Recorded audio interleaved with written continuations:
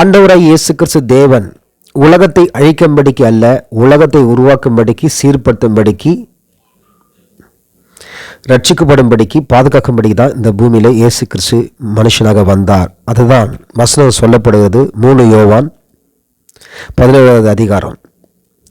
உலகத்தை ஆக்கினைக்குள்ளாக தீர்க்கும்படி தேவன் தம்முடைய குமாரனை உலகத்தில் அனுப்பாமல் அவராலே உலகம் ரட்சிக்கப்படுவதற்காகவே அவரை அனுப்பினார் என்று சொல்லி அப்போஸ்தலனாகிய பேதுரு சொல்லுகிறார், தாமதிக்கிறார் என்று சிலர் எண்ணுகிறபடி கர்த்தர் தமது வாக்குத்தத்தத்தை குறித்து தாமதியாமல் ஒருவரும் கெட்டு போகாமல் எல்லோரும் மனம் திரும்ப வேண்டும் என்று விரும்பி அவர் நீடிய பொறுமையா இருக்கிறார்.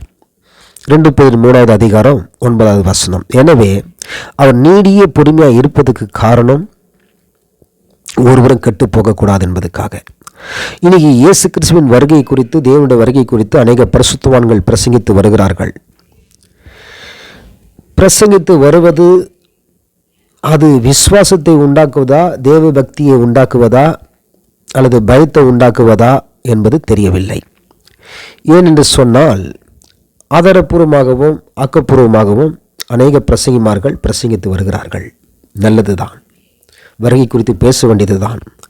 ஆனால் பேசுகிற விதம் அது நாட்டு மக்களுக்கு பயனுள்ளதாக இருக்குமா, சபை விசுவாசிகளுக்கு ஊழியர்களுக்கு அது பிரயோஜனமாக இருக்குமா, அதனால் பக்தி விருத்தி உண்டாகுமா, அதனால் ஜனங்கள் மனம் திரும்புவார்களா, அவருடைய வருகையினை எப்படி இருக்கும் என்பது சொல்லி விரிவாக யாரும் சொல்லவில்லை, சொல்லவும் முடியாது.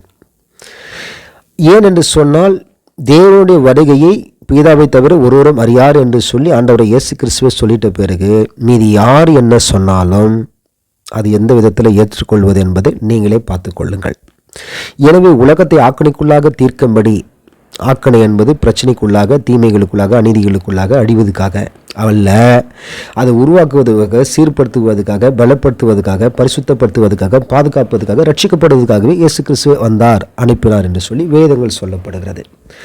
எனவே சீக்கிரம் வராரு, நீங்களே எப்போ வராரு இன்னும் காணாமே இப்படியே சொல்லிட்டு இருக்கீங்களே, 2000 வருஷமா, 2000 உலகம் அழிஞ்சிடும் சொன்னீங்களே, 2000 இயேசு கிறிஸ்து வந்துவாடு சொன்னீங்களே. சரி, ஒரு சிலர் பேசுவதாகவும் கேள்விப்படுவதாகவும் கேள்வி கேட்கலாம். அப்படி கேள்வி கேட்கக்குள்ள தான் சொல்றாரு, அவர் தாமதிக்கிறார் என்று எண்ணுகிறபடி கர்த்தர் தமது வாக்குத்தத்தத்தை குறித்து தாமதியாமல் ஒருவரும் கெட்டு போகாமல் எல்லோரும் மனம் திரும்ப வேண்டும் என்று விரும்பி நம்மில் நீடிய பொறுமையா இருக்கிறார். அவர் கோபத்துக்கு ஆளாகாதபடிக்கு, பாவம் செய்யாதபடிக்கு, பாவத்தில் அழிஞ்சு போகாதபடிக்கு, ஆத்மாவை ஜீவனை நஷ்டப்படுத்தி கொள்ளாதபடிக்கு, தீமையை விட்டு விலகி நன்மை செய்யவும், நற்கிரிகளை செய்யவும், சத்துருக்களை மன்னித்து ஆசீர்வதிக்கவும், கர்த்தருக்கு பிரியமாக இருக்கவும், நம் தேசத்தில் நடந்து வருகிற விபச்சாரங்கள், வேசித்தனங்கள், விக்கிரக ஆராதனைகள், கொலைகள், கொள்ளைகள், கற்பழிப்புகள், மோசடிகள், நம்பிக்கை துரோகம் இதெல்லாம் ஒழிஞ்சு போகும்படி, அழிஞ்சு போகும்படி, தடுக்கும்படி, அதுக்காக மன்றாடி அதில் சிக்கப்பட்ட ஜனங்கள் விடுவிக்கும்படியாக நாம் ஜெபிப்போம். கர்த்தர் நம்மையும் நம் தேசத்தையும் உலகத்தையும் ரட்சிப்பார், பாதுகாப்பார், தப்புவிப்பார்.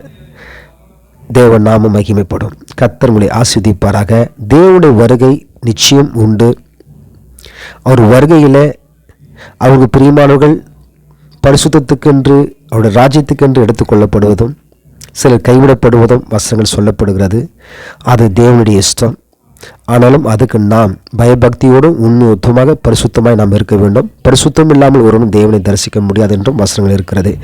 எனவே நாம் ஒருவரும் கெட்டு போகக்கூடாது. ஆவியோ, ஆத்மா, சரீரம், ஜீவன் கெட்டு போகாதபடிக்கு பரிசுத்தத்தில் காத்துக்கொள்வோம். கர்த்தர் வருகை சமீபமாக இருந்தாலும் அது தூரமாக இருந்தாலும் நன்மைக்கு எதுவாகவே, அவை தீமைகளுக்கு அல்ல.